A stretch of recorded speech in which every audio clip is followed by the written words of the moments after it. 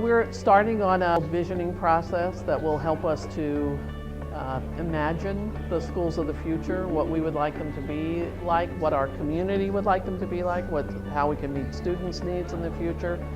So it's, we're saying it's a visioning process. It's really kind of a long-term planning process that starts with saying, what do we think we want to change, or what would we like schools to be like in the future?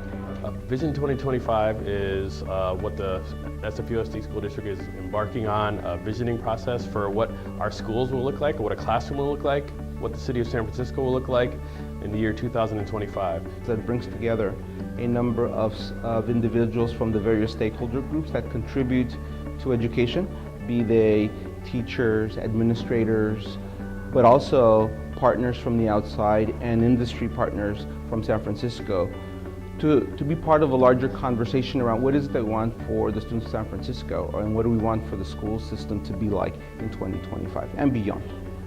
The education of 2025 is technology. But the problem with just being technology, you still have to have customer service. You have to have the one-on-one. So the education in 2025 is learning how to deal with both the new technology that will be out in that year, as well as never losing the people skills and the soft skills that one already has.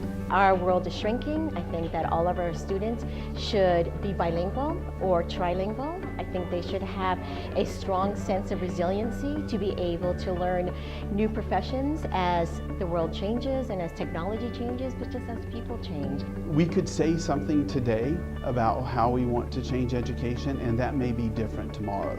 The one thing that we need to accept in education is that the education that I received is not necessarily the education that will prepare students to be successful today.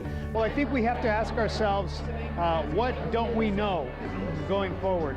So in order to prepare, it's doing exactly what we're doing here, bringing people together to talk about and think about what should young people and older people be able to do, be able to say, be able to think about. How should we structure this thing we call school? I think the future of education should be students learning the way you're learning right now, with real instruments of the industry that you might be interested in, contextualized, engaging. I think small learning communities suit students best. I'd like to see all of our schools have the same access to all technology, to all resources. I think the craziest thing has been that students shouldn't even have to go to a building. They should, wherever they are, they should be able to log in somewhere and study. I think that we see institutions and universities existing right now that they may be based in one city and students are attending them from all over the world.